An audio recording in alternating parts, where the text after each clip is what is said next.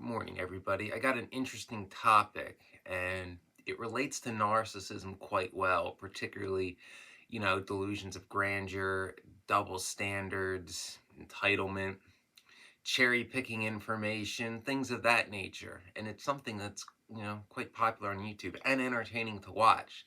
So, for those of you that are not familiar with the sovereign citizens movement and their favorite thing to say, right to travel, is different than driving. I'll give a brief overview of that, but I highly encourage you to check out videos of their interactions with police and or in court because they're quite entertaining. It's a phenomenon that's mostly in the United States. However, I have seen videos of it in Australia, the United Kingdom, and Ireland. And the most interesting part about those videos is that even in those places, they will misquote the American Constitution, which, even if they were quoting the Constitution and or Supreme Court law of the United States correctly, that has no bearing in the United Kingdom or Ireland or Australia.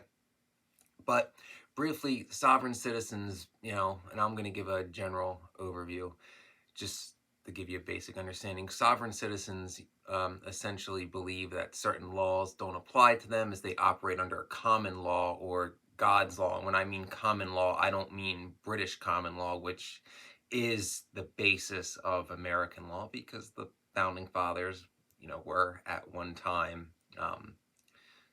under British law. They were subjects of the realm, or I don't think it was called the empire then. I'm not really sure, but you get what I'm saying. This country started as British colonies and French colonies and Spanish, depending on where you were.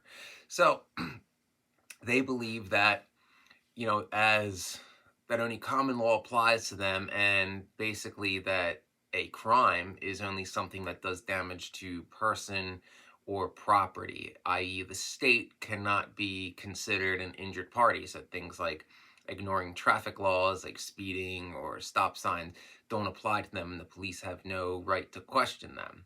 In general, they only recognize the authority of the county sheriff's office because I believe in all states, but I'm going to say at least most states, the sheriff is an elected position. One has to run to be the sheriff. It is not an appointed position. So it's even more interesting in Pennsylvania because sheriffs don't have the rights to act as cops. That's a weird Pennsylvania. Sovereign citizens would love Pennsylvania because we'll get to that because it's very stuck in the past. The backbone of the sovereign citizen's justification is something that is a law dictionary. I believe it's called Black's Law Dictionary. It's from 1915, and they cite the difference between driving and quote traveling. And driving in their mind is you're only driving and need a license and abide by regulations if you are engaged in commerce, whereas you have the right to travel. And indeed, one does have the right to travel, but not in a motor vehicle. Traveling would be like you have the right to travel on foot or by horse-drawn carriage, which in Pennsylvania is relevant because we have a large Amish population. So, if sovereign citizens really want to live, in their common law style life 100 plus years ago, they can join the Amish community. If they're willing to really, really, really work hard. I served with some Amish many years ago when I was a local EMT and volunteer firefighter. There were some pretty badass dudes. So, sovereign citizens think that they can drive without a license, without insurance, and without plates. They display their own plates, which is what's in the thumbnail, that, that is for private use for traveling, and they do not have to abide by it. And this relates to narcissism in that they believe there's different rules for them. Now, we see this with narcissists all the time. No, those rules don't apply to me. There's a different standard for me. And, if anybody else, like if you or I, those of you watching this video, were to get pulled over, of course, the police have every right to question us, but not the sovereign citizen. They're somehow special. And they cherry pick and twist information. We see narcissists do this all the time. A narcissist will regularly take something you say out of context, or they'll cherry pick sentences. Say you speak for 5 minutes, they'll cherry pick a sentence here, and amalgamate it all together to make it sound the way they like. Sovereign citizens do that too, particularly with Supreme Court law. They'll cite from various Supreme Court cases a sentence or two that seems to support their claims, but then a paragraph down, if you continue to read that Supreme Court ruling, it'll completely negate what their argument is. But they conveniently leave that out, and they'll often amalgamate, sentences or paragraphs from court cases that seem to go along with their claims, but they'll piecemeal and Frankenstein them together. Or they'd be like, oh, I'm going to take this paragraph from case A, this paragraph from case B, these two from case C, and say it's all one because that'll support my claim. No, it doesn't work like that. And also, the infamous law dictionary that they love to quote from is from 1915. So yes, laws in most places have changed since 1915 because new elected officials have been placed in the office. Supreme Court cases, of course, have continued since 1915. They like to quote the Constitution when it is convenient for them. They'll admit certain parts or they'll never speak about them, because the most common part being is that the 10th Amendment of the Constitution gives the state governments the right to regulate traffic and have regulations on traffic, i.e. driving and licenses and stop signs, things of that nature. That is granted to the states by the Constitution via the 10th Amendment. And they never have I heard a sovereign citizen have an answer for that. They love to quote, they have the right to travel, which, like I said, they do, just not by motor vehicle, which they'll say is their private means of conveyance, and often cite that they don't need a license to operate a horse-drawn carriage, which is true, but an automobile of any kind, whether used for commerce or not, cannot be misconstrued as a horse-drawn carriage, as it's clearly not. It is, regardless if a truck is a private means of conveyance or a work truck, it is still operated by an internal combustion engine, typically. Now, there's hybrids and electric now, but you get my point.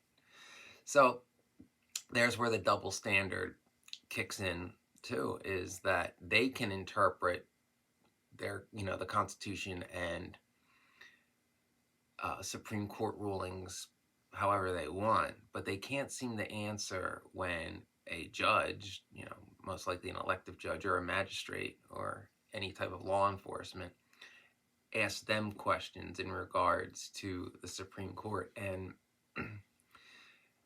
nothing in state law has ever supported any of their claims. And I mean by that, when they've actually gone to court over it, which is their right to do. They are free to make the argument they want to make in a court of law. And nor has the Supreme Court actually backed up any of the right to travel. I can't think of the case from now, but the case that actually debunks this was in 1915 as well. So, if you are a sovereign citizen, I'd suggest you speak to some, reputable constitutional lawyers. And, I'm sorry if I offend you. I'm exercising my First Amendment right of free speech. This video, as all my videos, are my opinion. My suggestion to you would be, if you truly believe in what you believe in, to abide by all local, state, and federal laws of where you live. And if you don't agree with them, then start a political party, run as an independent, go through the legal channels to be elected to whatever elected offices would give you the authority to make changes. Or take it through the court system, and if you have the merit to get to the Supreme Court, argue your case in the Great Hall. That is certainly, your right to do so. But so far, there's never been a Supreme Court that's backed it up. So, no, the police are not gang stalking or persecuting you, because this is another narcissistic thing. A lot of times in the videos that I've observed anecdotally, sovereign citizens think that everything revolves around them. Like there's this big conspiracy, to take them down. It's like you're driving, in some cases, it's like you're driving without a tag in a car without a hood, illegally concealed carrying a weapon, You have no insurance, no driver's license, and you're speeding. Gee, I wonder why. Yeah, it's the cops after you.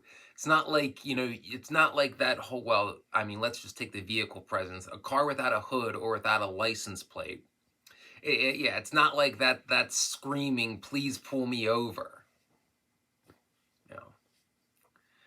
And yeah, Second Amendment rights. In most states, you can carry concealed. I carry concealed. I have a permit to do so. They're not that hard to get in many states. Certainly not in Pennsylvania or Virginia, the two states where I've held them. I know in New Jersey it's nearly impossible. There are exceptions, and in a lot of states you can open carry as long as it's completely visible at all times. And if you want to exercise that right, that's perfectly fine. I've seen sovereign citizens be pulled over legally open carrying, and the cops simply ask them to unload the weapon for their own safety. So to me, the whole sovereign citizen movement reeks of narcissism. It reeks of cherry picking information, twisting and gaslighting information, a complete double standard where the sovereign citizen is able to give their arguments and twist facts and logic the way they see fit, but then will not answer questions back where it's like, well, hey, what about the 10th Amendment? So there's a double standard there. Yeah, go ahead, present your case, but you should have to answer questions when somebody challenges your claims, especially based on constitutional law and or Supreme Court rulings, and I've yet to see one do that. It's attention seeking too. I think, this is my opinion, that sovereign citizens in part do what they do. I'd say some genuinely believe what they believe, but some, I believe it is attention seeking behavior, because as I said, without a hood or without plates, or a plate that says I don't need insurance, or a plate or all that they enjoy the police attention. Most of them have cameras in their cars so that it can be recorded, their interactions with police, and they make it all about them. They make it as if these law enforcement officials are specifically persecuting them in claims of gang stalking. And many of them, well, not many, but some claim to be descendants of signers of the Declaration of Independence, which is interesting because it's the Constitution that officers take an oath to uphold, not the Declaration of Independence. So, and one particular individual was quite comical because he said his grandfather signed the Declaration of Independence. That is not mathematically possible. I think the name he gave was a man named Morton, who indeed did sign the Declaration of Independence. He also died in 1777, so there is no way that an individual who's my age, he's 35, could be, 2 generations removed from a signer of the Declaration of Independence. I mean, I descend from Giacomo Casanova, who, on my maternal side, who lived in the same era. There's quite a few greats in the family tree from me to him, although we're both male witches, so there is that little fun fact. So I highly recommend to see some narcissistic tactics in use. To it's easier to understand these, to actually see somebody using them, and to just hear somebody like me talking about them. So to see a very entertaining display of many narcissistic tactics, check out some sovereign citizen videos where they interact with the police. It'll help develop your knowledge of narcissism. You'll see these tactics blatantly in pretty much any of these videos, and it'll give you an understanding of when you encounter somebody using the same narcissistic tactics against you. And the law enforcement officers in most of these cases remain quite calm and logical, and ask questions that the sovereign citizen acting narcissistic can't answer. And that's great information for you to have as well, for when you're interacting with a narcissist who in their mind cannot be proven wrong and believes they're right by definition, no matter how untrue or easily disprovable the assertions or claims they are making. So that's why I thought this was an important video to make. So go on YouTube, check out some sovereign citizen videos. It's quite educational if you are in the narcissistic abuse recovery community.